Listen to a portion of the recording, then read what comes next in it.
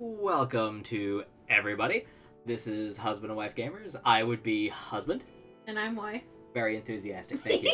Alright, so this is a true start location custom map of the city of Sunset Point, Arizona. If you're thinking to yourself right now, I'm not really familiar with the city of Sunset Point, Arizona, that is because it does not actually exist. Instead, Sunset Point in Arizona is... how would you describe this? Yeah... It's a rest stop for truckers. Except for COVID, they shut it down, so the truckers had nowhere to go. And now it's a place where food trucks go, so you can get tacos. So let's take a look at some of the features of this map. The cool thing about this map is not only is most of the terrain pretty much the same as it would be in the actual Arizona location, but the roads were rather painstakingly put in by hand, and so even though they're not 100% accurate, the few changes we made are mostly for gameplay ability's sake. The first road connection is based on the I-17 interstate. We've got that splitting off right around here where it connects to, what was this road called? It was Crown King and it turns into Bumblebee. They head off down in this direction where we find our nice little valley full of trees. Now, though it is a valley, it's also quite bumpy until you get to this little section right here. You have one nice little exit tucked in the corner here for your starting location. This map is mostly done with the 81 tiles mod in mind. With the original grid, you still have some pretty good buildable area, but outside of it, there are some pretty awesome little features as well.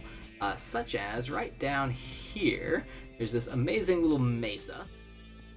So you can follow Crown King up to where it becomes Bumblebee, and you see this nice little valley here. And inside of this valley, you can either have like a secondary small town, or maybe you can just spread on down the mountain here, or ignore it completely. It's totally up to you. And if you're not into the modded features, this does actually fit within the confines of the original grid. Oddly enough, this road gets a lot of traffic, even though it's not very busy in real life. One thing about the Bumblebee part of the map here is that there is a train connection tucked way back in this corner for those of you using the 81 tiles mod.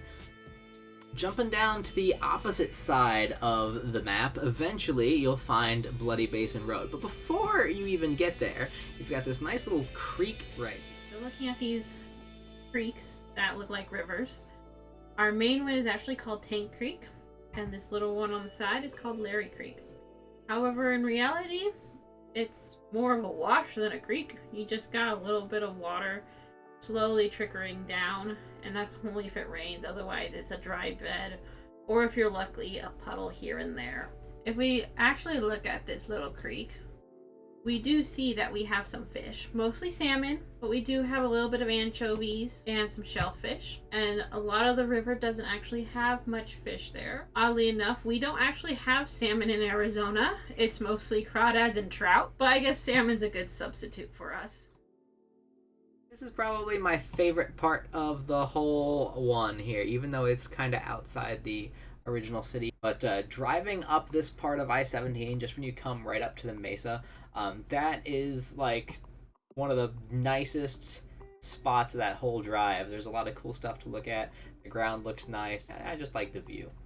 You're driving basically through a canyon that they blasted out. And then you reach the mesa and everything is clear and you can see for miles, and it's just a beautiful transition. We have a little bit of farmland and our first little mesa here, and then the river area. We have a lot of farming area. Of course, there's trees everywhere because we're in the middle of the forest. And then along the mountain ridges and some of the old dried up creek beds, we have ore. A lot of our dried up creek beds and a lot of our older mountain ranges actually have gold and silver in them. A lot of them have been mined out, but a lot of them still have it there. The only thing is, the government has put regulations in so that we don't destroy the land. One of the best parts about this map is if you're going to use a lot of wind power, the places you start are definitely going to be very windy. I can testify that that is definitely true to life in this area. I used to drive this route pretty frequently, And it would not be impossible to see semis just blown completely into other lanes while you're driving, which definitely is as scary as it sounds. And when the storms hit in the evening, it's awful. You have these giant dust storms. You basically got to pull on the side of the road and wait until the wind dies. So here's where the water generation starts coming in. And one of the cool things about this is, as you get further down, you can start putting in some hydroelectric dams. This spot right here, which is directly next to your starting location, actually has several places where you might be able to put a hydroelectric dam if you mess with the edges of the hill a little bit. Or like smooth it out. However, if you go further down the river to where there's farming land, Right about here, yeah? yeah, we actually have a little more west of that area in Arizona is wineries. But this is a great place to put your farm. So this is definitely a farmable area and hydroelectric potential here. So there's a lot you can do with this map.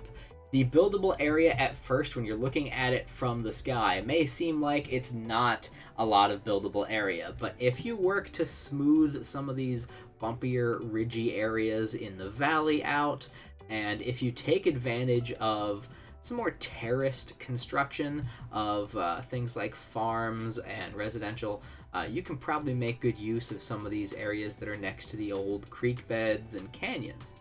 Or you don't have to smooth things out, let the roads hug the corners, and you can actually fit a lot in there.